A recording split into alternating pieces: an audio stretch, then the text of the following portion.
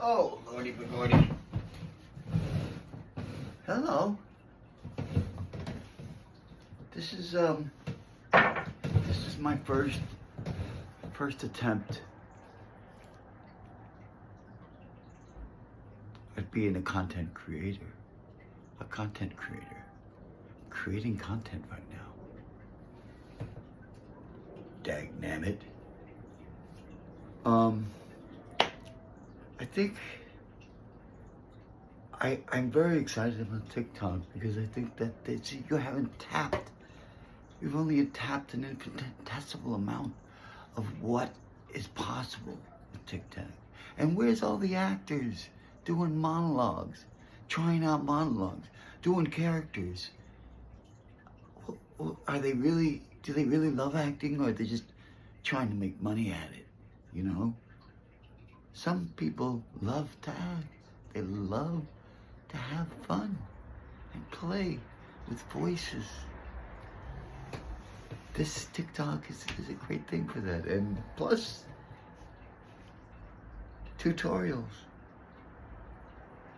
Tutorials are the shizzle. And I got skill. I could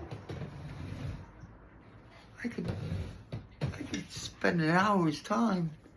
I'm trying to make the ultimate scraper. Like, you know, thick. It's got to be the right steel. It has to be the right hardness. And you have to put the right angle on the bevel. And you got to hone it to fine, sharp edge where it'll shave your arm. And then you got to get a burnishing rod. An old Italian woodworker taught me this in a cabinet shop by Yankee Stadium in the 1980s. And you take the burnishing rod and you run it. You put this in a clamp, a bench clamp, and you take the burnish and you start rubbing it over the top edge, just running it over that very edge. And what you're doing is you're rolling over that sharp, extremely sharp edge. You're rolling it into a hook. And if you can get the right size hook, and it's got to be a substantial, because if you just make a tiny hook, it'll wear away after a few hits. You want something that's going to seriously scrape. Like, you know, if you have a floor and you don't want to whip up a lot of sawdust, it's not called scraping the floor for nothing. That's basically what best way to do it. Scrape it first if you just had the right steel, the right weight.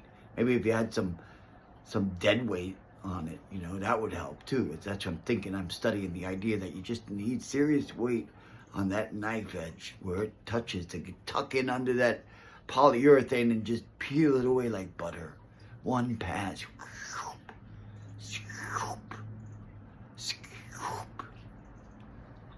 A lot better than fucking sanding, man. Sanding, you gotta whip up all that sawdust in the air. I mean, I guess you could have a vacuum. Still, it's noisy. I mean, sanding, and you gotta hold that machine, and it passes back and forth, and it's like, this is it. This is, if we can make it right, if it's possible, a serious hook with a sharp edge. And I've been trying. I haven't accomplished it yet. I haven't. I mean, I've come close, but not 100% satisfied at the results.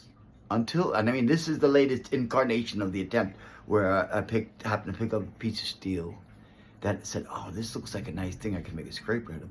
But the thing is, I don't know the hardness of this steel. It's got to be the right hardness for it to roll, for the hook to roll over, and then maintain an edge too. So that's the one unknown. I mean, I don't know everything. All right, and that's it. That's broadcast number 1. Damn cigar's always going out.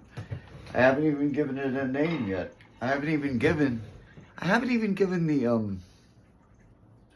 the channel. There was a channel, podcast.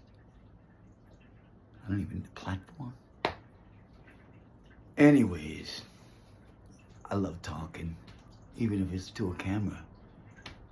I'm hyperverbal, you know.